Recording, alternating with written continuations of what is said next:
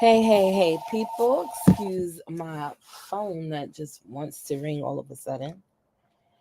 Um, I hope everybody is doing good and well. I know it's been a minute since I've been on my own channel, but I've been on other people's channels, talking about the same topic because, right now everyone is like, oh, this is the election that's going to matter and all of these different things. But newsflash, every election matters, right? Because people are literally creating rules and regulations, designing policies that impact our lives one way or another, or impact the economy in one way or another, right? And so I wanted to kind of touch base on that. And so depending on how you know me or where you know me from, you'll be like, well, is this coming from a personal viewpoint? I'll say yes, a little bit, but also coming from me in academia as well. And I'm not just talking about the side of me that teaches, I'm talking about the professional side where the degree is from. And so on the other channels, I don't know, some people get it, some people don't. Um, those of us who hold political science degrees, I wanted to break this down for people, right? So you can Google this. Political science is the study of politics and powers from domestic, international, and comparative perspectives. It entails understanding political ideas, ideologies, institutions, policies, processes, and behaviors, as well as groups, classes, government, diplomacy, law, strategy, and war. So, those of us who possess a degree in this specific area have been trained to analyze and look at things from that perspective, right? And so we had to interpret data. We had to understand components of complex problems. We had to see problems from a variety of perspectives. We had to synthesize themes from complex issues. You always have to think outside of the box. We had to think internationally. That was the other thing, right? My studies took me far into a United Nations program. And so, when I look and talk of things, I understand very clearly that whatever goes on in that White House also impacts other nations.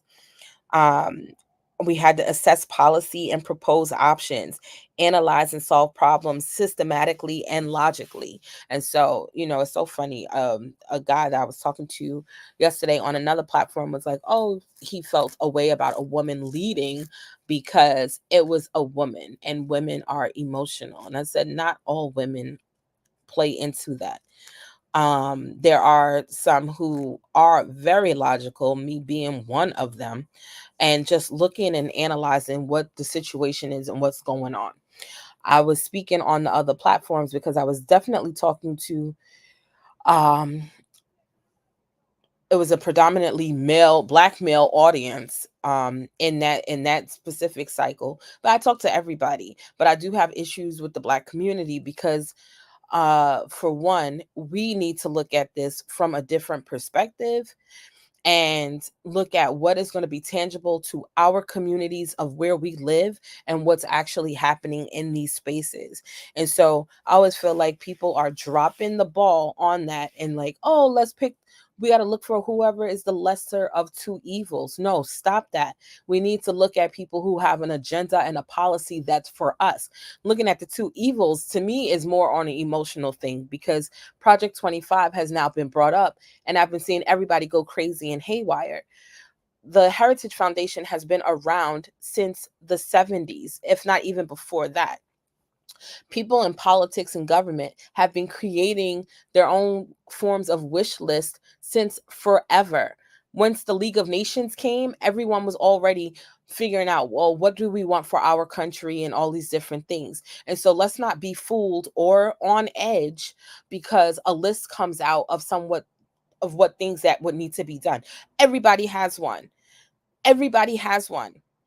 And if we really want to be honest about it, this country, America, has been going at its own self for the last 4 to 5 years, right? Since the pandemic hit, our laws have been changing and things have been getting nipped left and right from both left and right. People have their feelings about Trump or whatever, but I just feel like he's been made to this boogeyman. And it's a little disturbing because once you are emotionally invested in saying that this person is the boogeyman, you're not reasoning. You're not reasoning.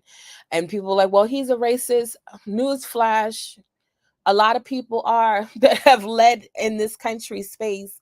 I mean, they all have their things, they all have their pros and their cons. Joe Biden, the current president, was responsible for the 1994 crime bill, right? He was very blatant about it. And so I don't even understand how African Americans, blacks, whatever, who know that still ran to the poll and voted for this dude. He never had our interests, and putting Kamala as his next person, it just didn't make sense. And so I'm going to break it down because people are like, Yanni, where are you getting these things from? Or whatever. I'm going to show you guys the articles and the facts of where I was drawing the conclusions from. And so those of you who are live, what's up? Welcome. I'm not going to try to be on here for too long because me and the baby are going out today. But I just wanted to get clear with this because it was bothering me. And then a friend was like, why aren't you saying these things on your channel? And I'm like, you know what? That's a very good point. And so for me, I feel like we, the people, need to look at all aspects of politics, right? Character, policy, and impact. Both parties have left Black people in the dark since the civil rights movement, and we have not claimed anything as far as generating our demands in this country really since the civil rights movement. We have things that's here and there, but you have to remember the case of equity and jobs and education, all of those things still fall in the same time era of the civil rights movement. And so maybe we become a little complacent, but now at this time, we are not in that space to do so anymore. And I'm not saying that because, oh, it's Trump versus Kamala. I'm saying that because look at our actual communities, right? Obama was president for 8 years, and the Black community in itself did not get any tangibles out of that presidency. We got the symbolism, but we now need to move past symbolism and get to actual policies. Flint, Michigan, I use this as an example all the time. Flint, Michigan is still having problems with their water. Their water. People are bathing, cooking, and stuff. They're still using bottled water. And so we need to really think about, are the policies that everyone make, are we even on the list at all? Are we on the radar? And so it's something that needs to really, really be examined before we're just saying, oh, automatically I'm giving somebody my vote because of their skin color or because of their gender. It has to be more than that. Otherwise, we're going to be stuck in a worse position than where we are right now as a collective. And so let me get back to my stuff. And so we have a blind alliance, and that hasn't worked in our favor unless you become a puppet for what they need in that moment. And I think it's also very disrespectful that the Democrats use celebrities and entertainers to garner the Black audience instead of just saying what their procedures and policies are going to be. We don't see them pander off to any other group in that same type of way. If they want to talk to moms or they want to talk to school boards, they go to the churches. They don't do some of all these grandeur acts to garner their attention. They say what they got to say and they keep moving on. And so I kind of find it a little insulting, and it might just be my perspective, but if you agree, that's fine. And so we have the right to ask and challenge any candidate on what they will or will not bring to the table. We have been losing rights for the past few years if we really paid attention. Our communities are filled with issues that need to be addressed, and I stand on looking at both parties. We don't know who is making the decisions for the country, even currently speaking right now, because in one minute we can see Mr. Biden falling apart, and in another minute we're sitting here like, oh, but he's still okay to run the country, is he? And who's been helping him? Because to me, I feel like he's been this way since 2020. He did a lot of campaigning from the basement. And I'm also bringing this up because he didn't even like Kamala himself. So one thing, I mean, I may be in this space and well versed with certain things, but I don't really understand how they're picking these vice presidents. I'm even looking at Trump's vice president pick right now too. He was very demeaning and disrespectful the other day in his first speech, and I feel like the attention that Trump is getting has been on a up and up, and here come this guy who's going to bring it down because of his rhetoric and old semi antics. And there's no need for anyone to do that. Stick to what you are going to do for our people. Right now America is suffering. We don't have time for the people to be sitting there doing puns on each other and stuff like that. Now some of them is funny, but is it necessary? No. And I feel like it's to take away from them focusing on what the real issues are, on how the hell they're going to get this economy and stuff back together. Everyone is feeling it. I don't care what race you are. You go to the supermarket, you're feeling it. You go to the gas station, you're feeling it. Everything is going up and everyone else's things are not, like income and everything. Everyone is at a standstill. Even business owners, everyone's just doing what they can to make it through. And when are they going to address that and address this damn inflation? So, I'm just saying, I'm just pointing it out.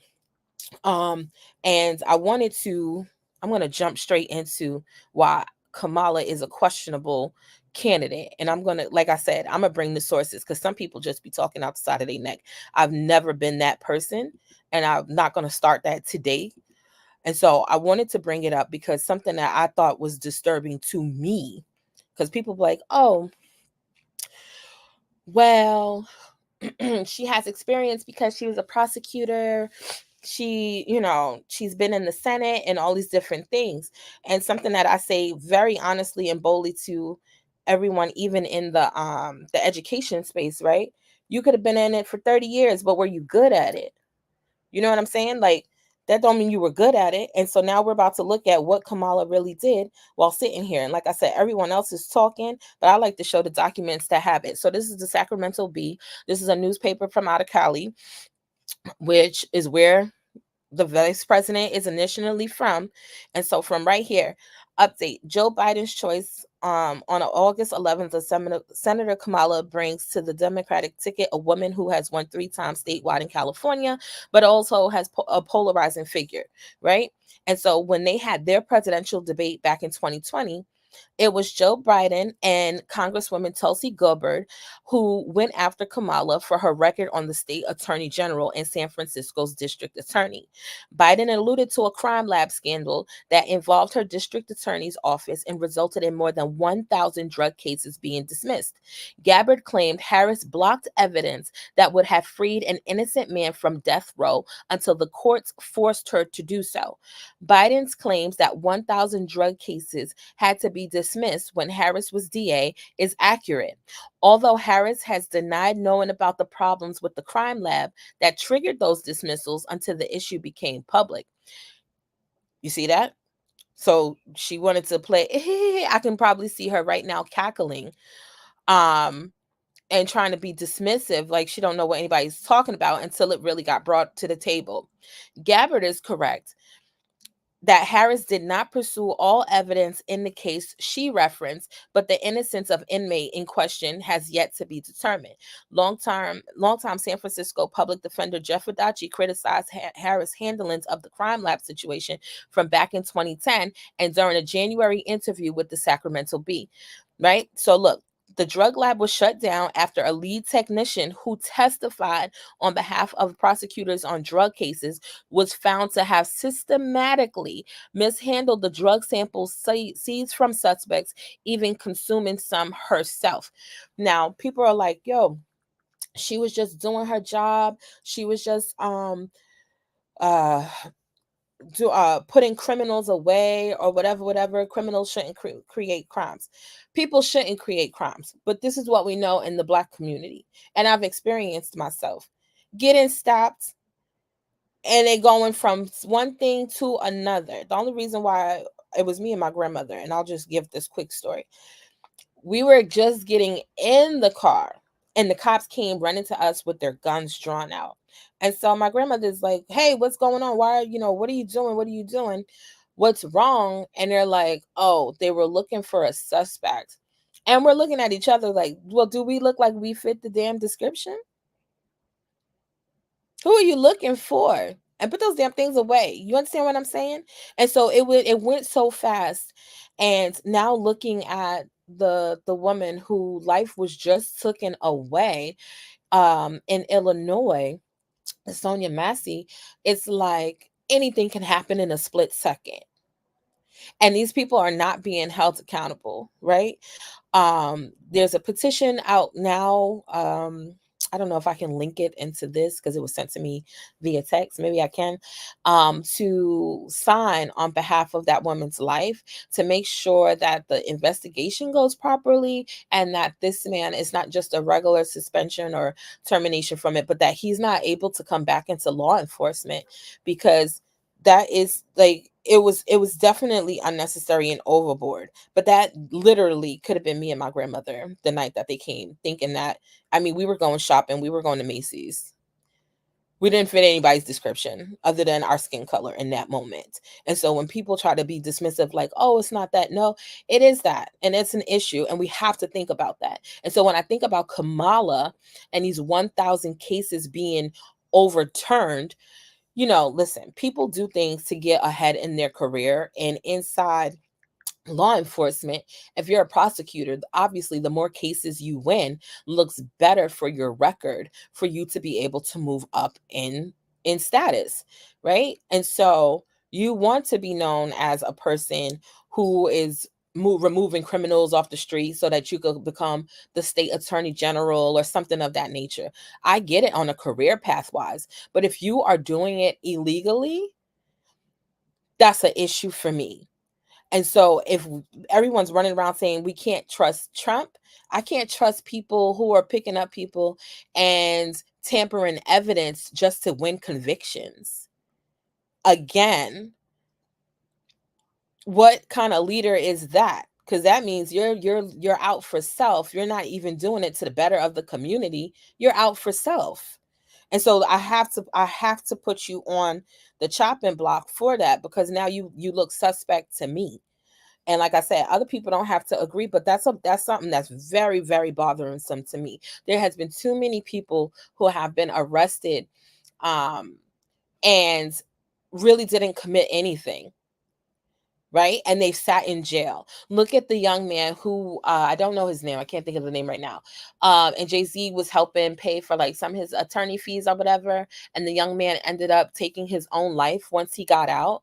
And they took so long to even get to the case to realize he did nothing. It was a misunderstanding. You can't just do that to people's lives. Like, I'm not okay with that. Somebody else might be, but I'm not. I'm not. I'm not. I really, really cannot stand it. I think that is the biggest injustice that you can ever do to someone. You know, criminals that commit crimes, yes, they need to be locked up. But people that haven't committed anything and you're not even sure if they really did, and we're just throwing people into jail and messing up their records so then they can't get jobs, it becomes a cycle, right? It's a domino effect. We got to be conscious of that. I'm sorry. Just got to be conscious of that. So, anyway, keep going. So now they throw out these cases, which means now 1,000 people. We're not talking about, oh, you messed up on 2 cases. I'd even give you 10, right? 1,000, 1,000.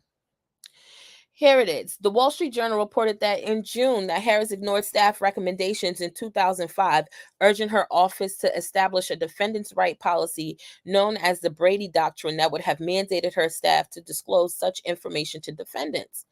Harris has denied being aware of the drug lab issues at the time and also noted that her office implemented a Brady policy after the drug lab scandal came to her attention. Her office dismissed an estimate of 1,000 cases as a result. Yeah, you had to, right? Then with the man that was facing death row, Gavin Newsom, the current California governor, had to demand new DNA testing in a 1983 murder case of Kevin Cooper. Cooper had came within hours of execution in 2004 after being charged with the I don't know if we can say this word too many times on YouTube without getting the channel plugged, but you guys can see without the, he was being charged for the M word of adult couples and 2 children. Harris opposed the testing when she was the state's attorney general. She has since said she now supports DNA testing and encouraged Newsom to approve Cooper's request. She did not offer specifics on why she did not approve the testing during her tenure. In response to a request for comment, Harris' campaign pointed to a past statement where the senator called a New York Times columnist last year, telling him, "I feel awful about this." You feel awful about this, but it could have been too late. It could have been too late. And so I keep thinking, I'm just thinking of that because some people be like, oh, well, it's a part of the job. And I don't know, like people just be making up excuses for people. I'm sorry. When we got somebody's life on the line, I can't. I can't do it. I can't do it. It just doesn't make any sense. And I think that people are bogus and full of crap. And that when we're looking at these things, we need to be very mindful of what kind of people we're in. Now, let me be very clear because some people are ignorant and go, oh, well, if you're not for Kamala, that means you're for Trump. Wrong. We have to do better with our political intelligence to know, one, there is always more than the 2 main parties that people want to put on the media that's campaigning.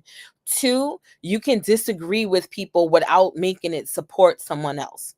I feel like sometimes we're a little politically immature and we judge people because they say, oh, I'm not for this one. If you're not for Kamala, that doesn't mean you're automatically for Trump. And if you are for Trump, that does, or if you're against Trump, that doesn't mean you're automatically for Kamala. The two doesn't have to be.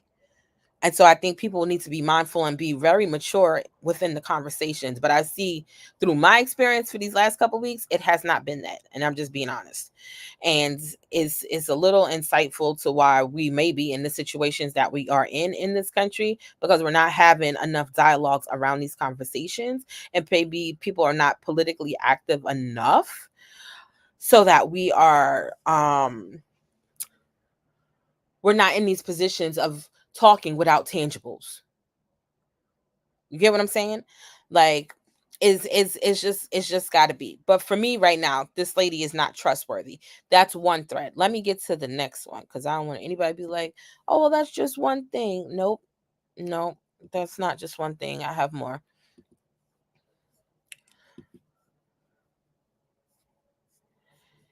This was the one that bothered me the most. And I'm going to share my screen, hopefully.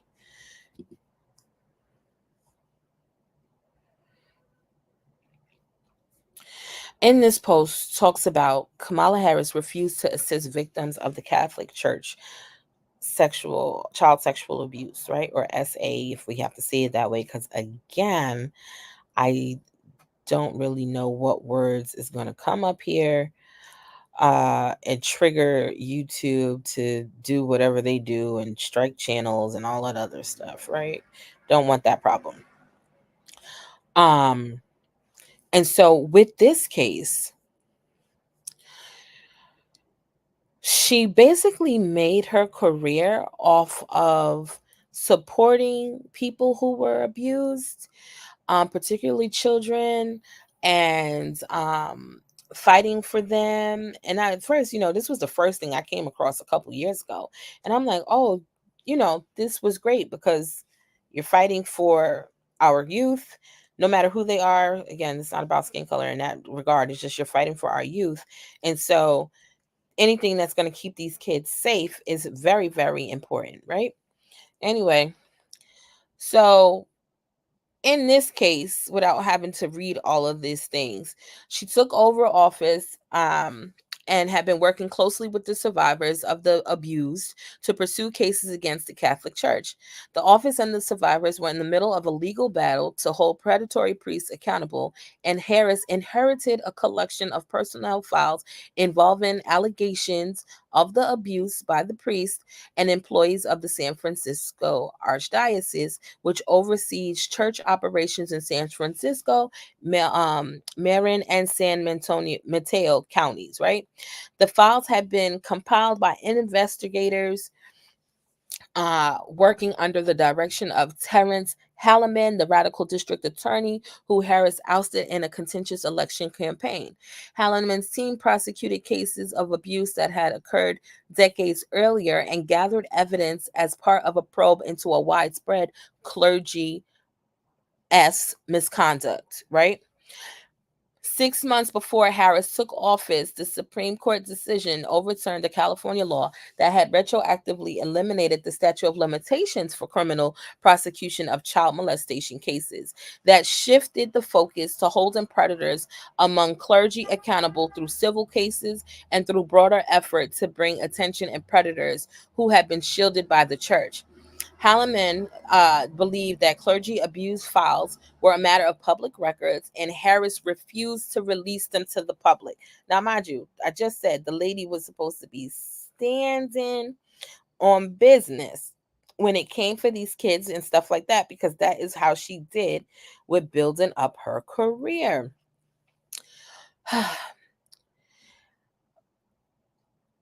In her 7 years as the district attorney, Harris' office did not proactively assist in civil cases against clergy abuse and refused requests by activists and survivors to access the cache of investigative files that could have helped them secure justice, according to several victims of the clergy abuse living in California who this investigator spoke with.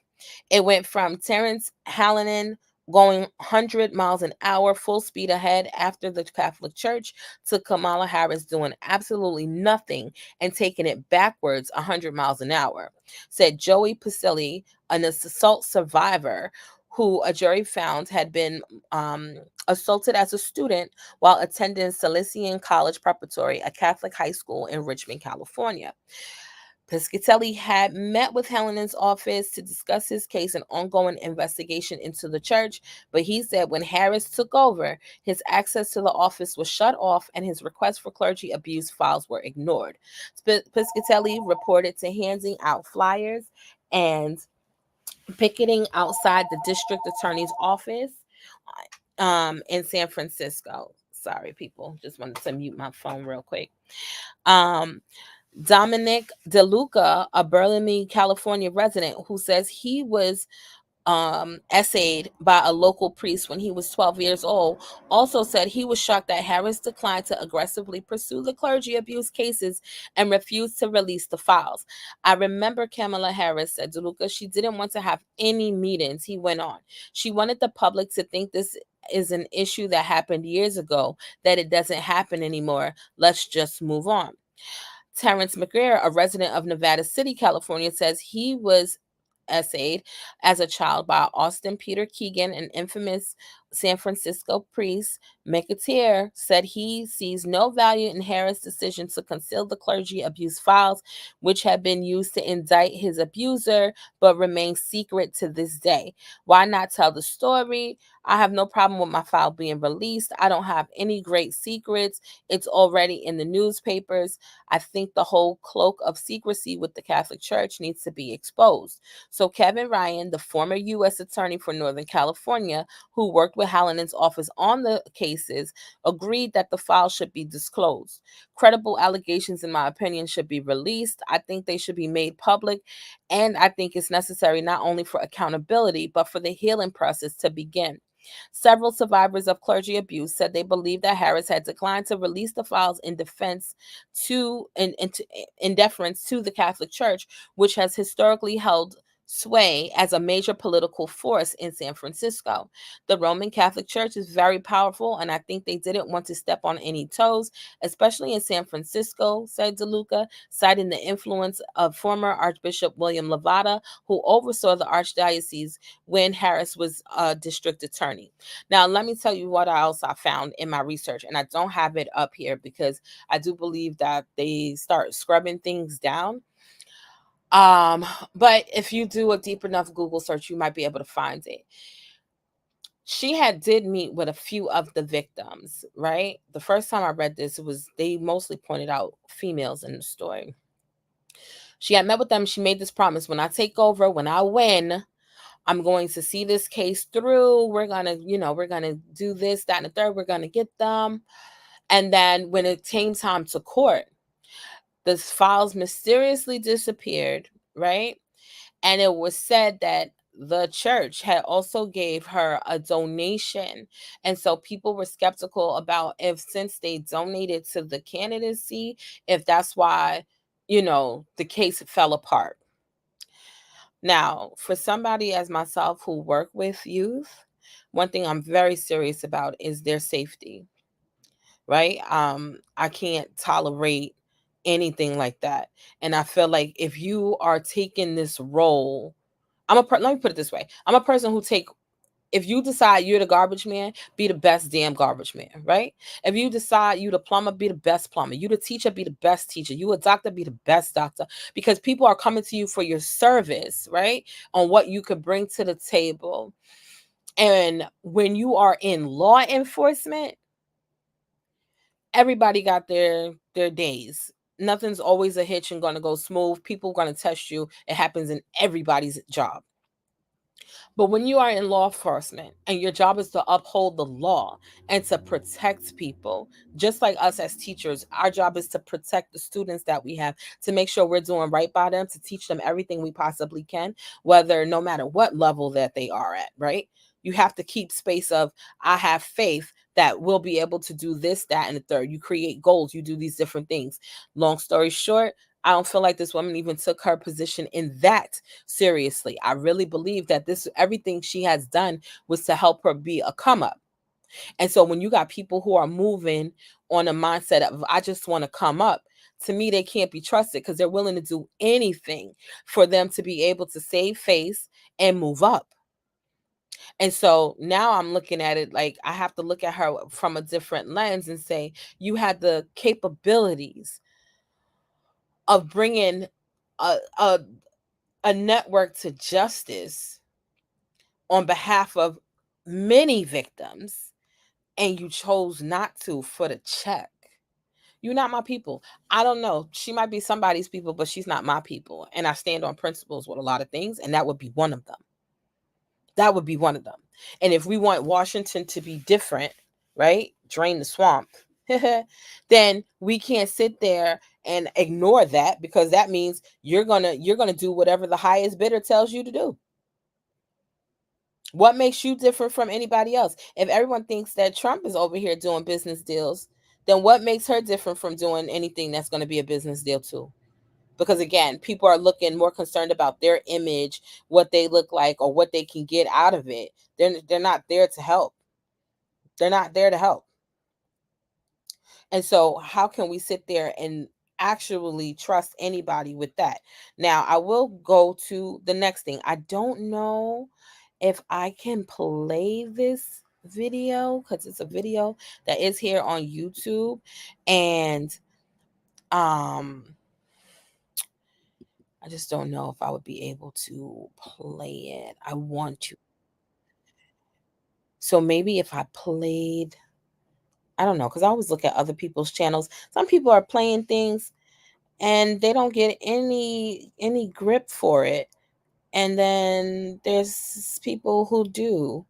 Like, I got a strike from my intro, which is why I didn't even play it today, because it's like, no, you can't do that. You can't have that. And I'm just like, oh, great.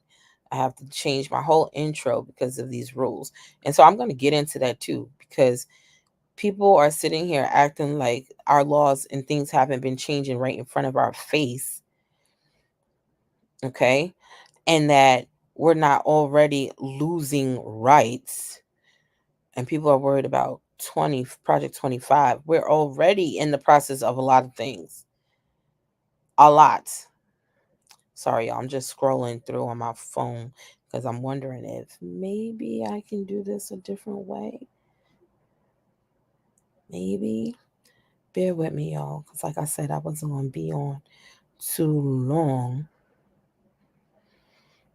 And I'm trying to find something anyway that I said, because I basically ironed it out in my other social media pages of what both parties has been doing.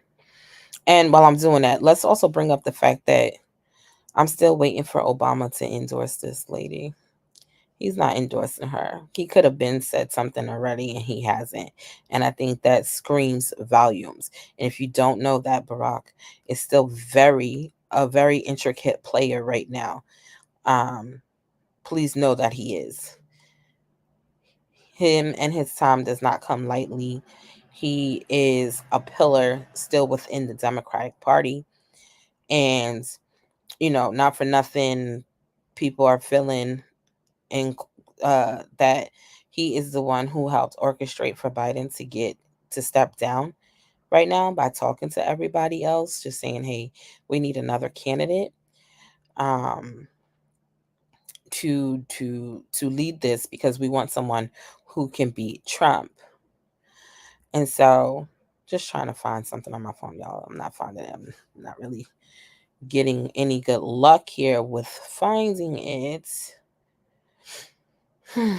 Okay, so in the video though, is when she laughs about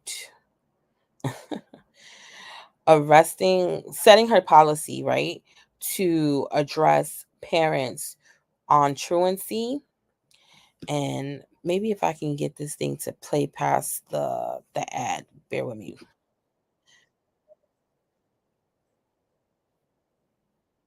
I just wanna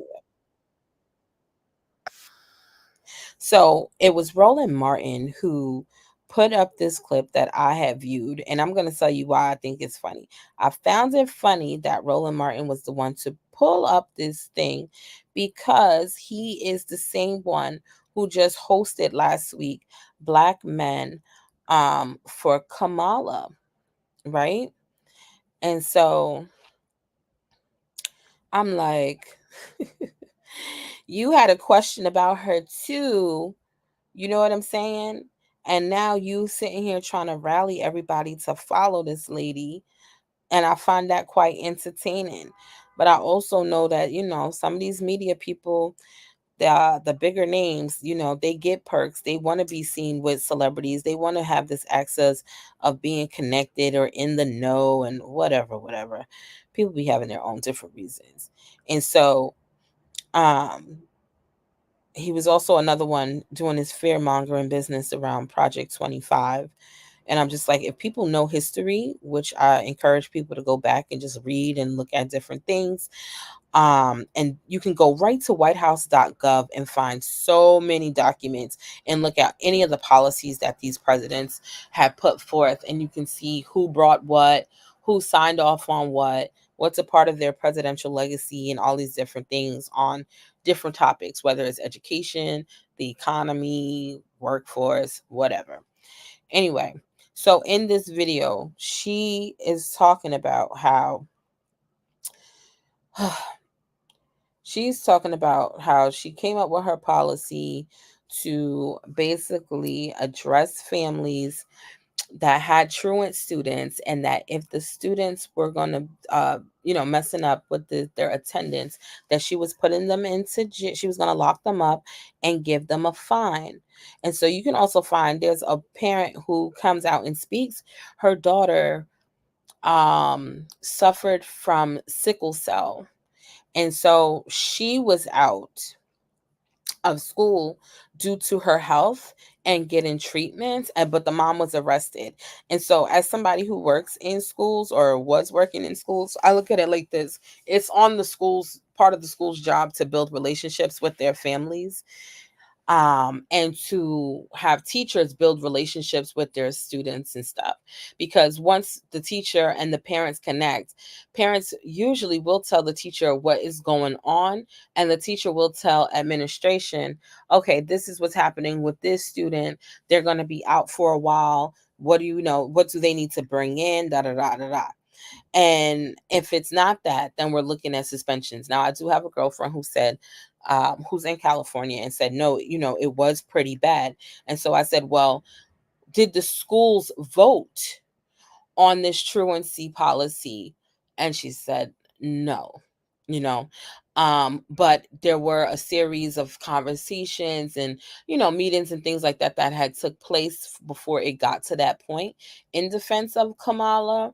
But I still feel like, was it really enough? And was it? Because here in New York, if you have a student that has over a certain amount of absences and stuff, you do your due diligence of creating a log, calling the parents and speaking to them or whatever, emails, whatever your form of communication is.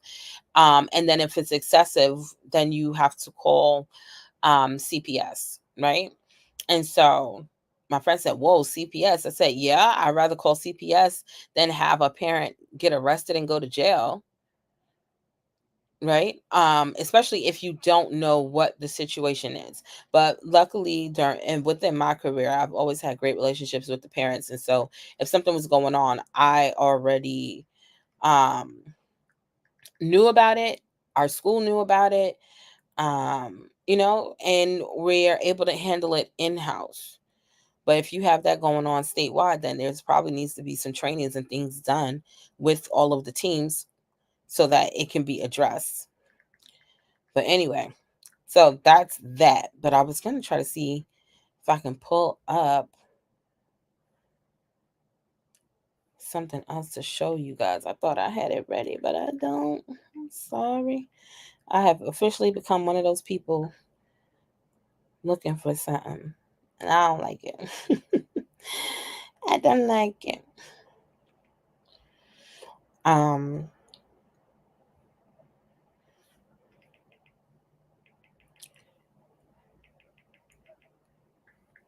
Sorry, y'all. Just trying to get it. Freedom. I mean, y'all could tell me what y'all think. Y'all could put it in the comments. I've been seeing other people turn their comments and stuff off. I'm gonna leave mine on. Y'all could sound off. Like I said, keep it clean and respectful, please. I don't want to be having to block people, child. Um and let me know, what are your thoughts? All right, so now I found something else that I had because people are like, what rights have been going wrong and da da da da da. So let's take it back.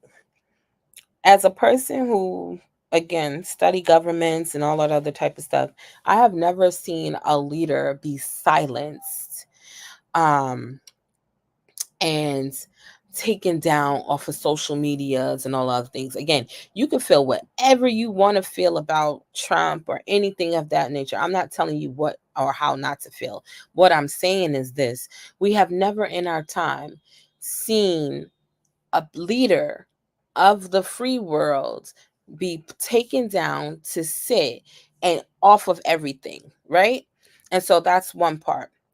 And so the freedom of speech now becomes in question. Freedom of speech becomes in question. Again, you don't have to agree with anything that anybody says, but you will have the right to say how you feel on said subject matter. And when we stop doing that, then that becomes an attack on the actual right.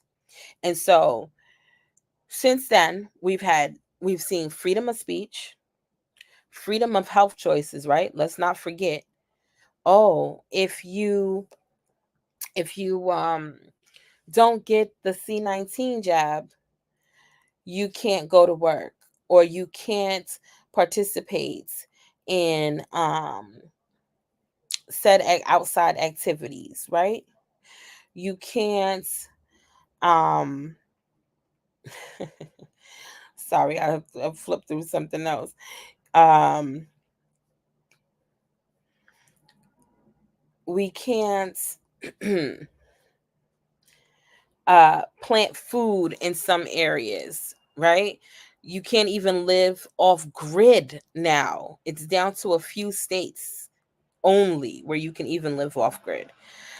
Freedom to choose third party is now seen and as an illusion, right? Nobody wants to get behind that. Freedom to work due to health choices, freedom to side hustles. Babysitters are now having to report their taxes. Hello. That wasn't before. We didn't have that before. Freedom to breathe.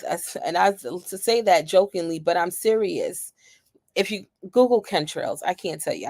There's certain things, like I said, I'm not gonna have my channel taken down.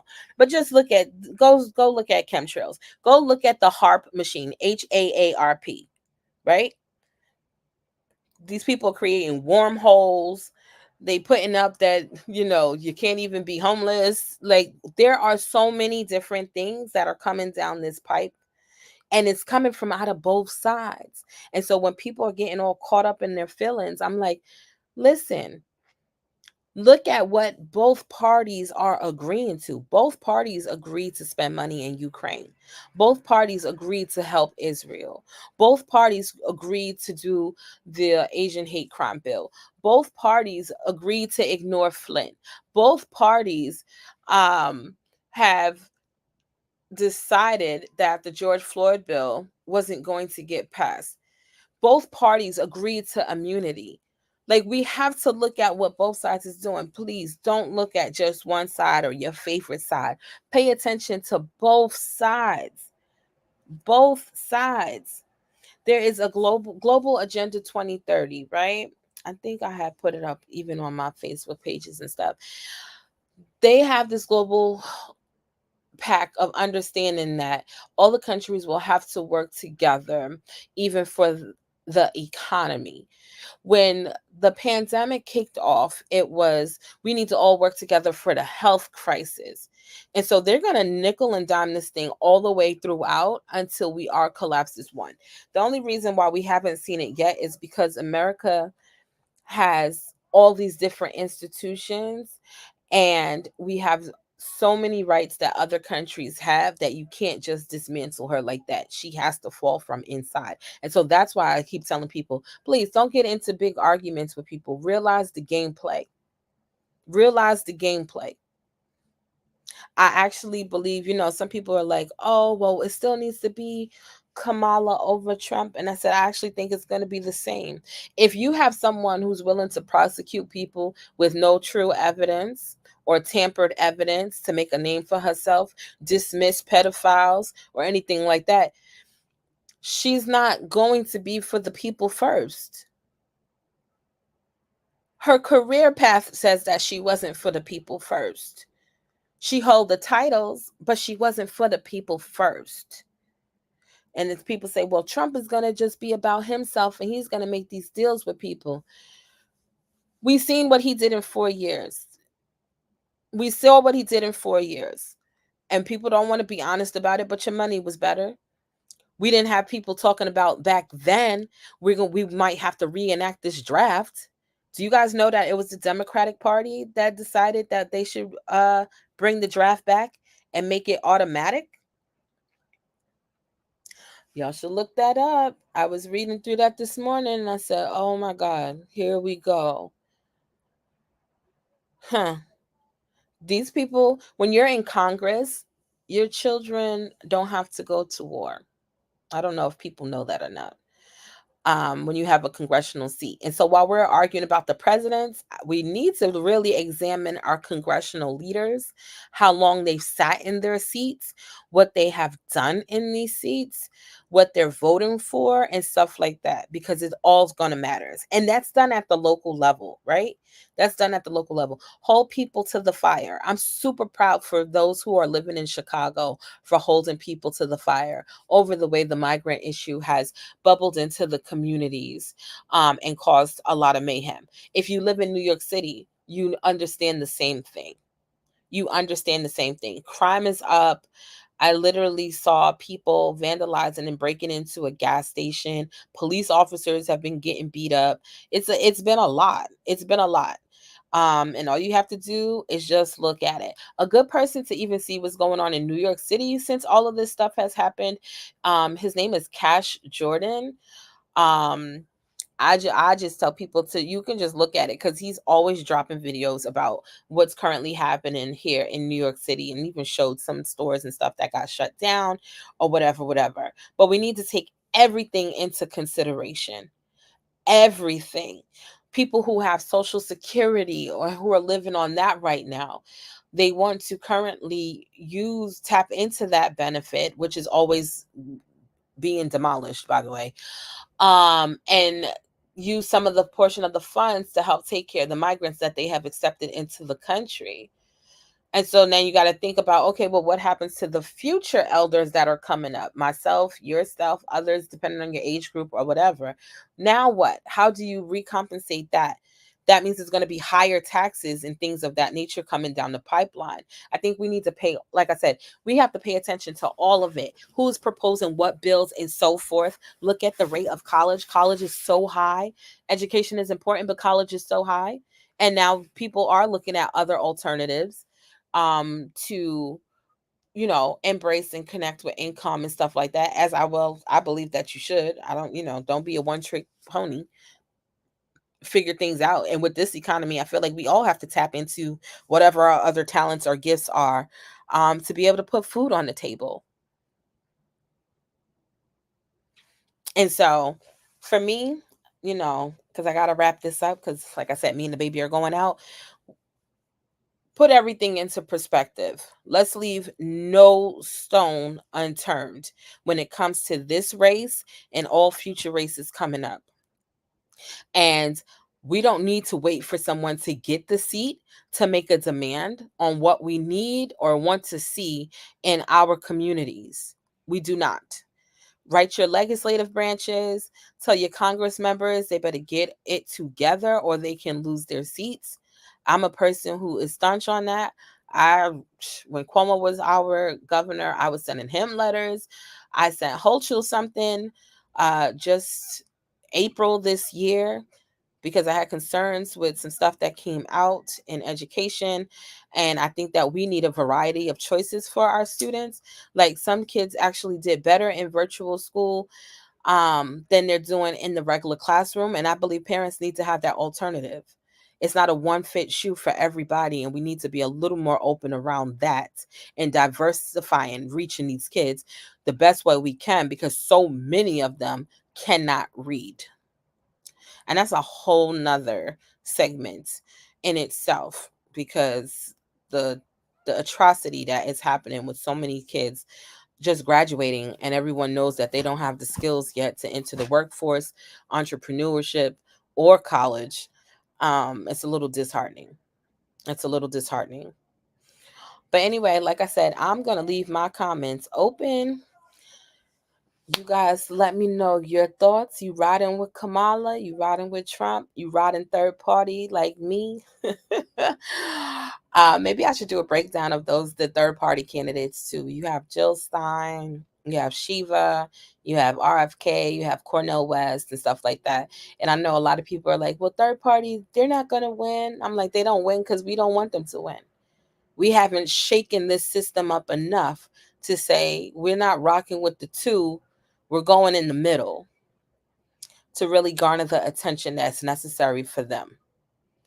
RFK has applied to be on all of the state ballots, and they've been playing this game with him for months, because he was on way before the first debate between Trump and Biden even came together. And they tried to say that he wasn't, and he didn't have enough pull to be included in the debate. But what I will tell you is this: he was smart. On his own YouTube channel and page, every question that was asked, he did his own answers for them, and actually did his own State of the Union. And so, if you're interested in checking it out, just check out his channel. Just Google his name, because I don't have the link here. Um, and you'll see what his responses and things were. When we talk about reparations and stuff, oh yeah, that's the last part with Kamala, right? She was very blunt. Oh, I can't do nothing for Black people. I can't just do something for Black people. Meanwhile, we had the Asian hate bill. We got the Ukrainian stuff going on. We got the Israel stuff going on. Like, there's so many different secular groups or whatever that are getting what they need. But soon as someone says something specifically for Black people, it's, oh no, can't do that, can't do that. Girl, bye. Bye. And then people will say, well, the Republicans ain't going to do nothing. It's not even just about that. Democrats cater and pander to the black community. So they should be the ones to figure that out. Let's not try to sway it to a different direction. No, you pander to them. You pay celebrities to talk to them. You're doing interviews on urban stations and popping up in urban communities in the black churches. What are you doing for the people? No more of this free vote stuff. No more. Not for me anyway. I'm over it.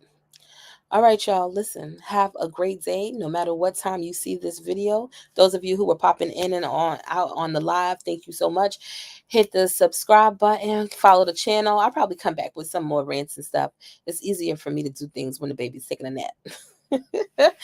All right, y'all. Take care. Later. Bye.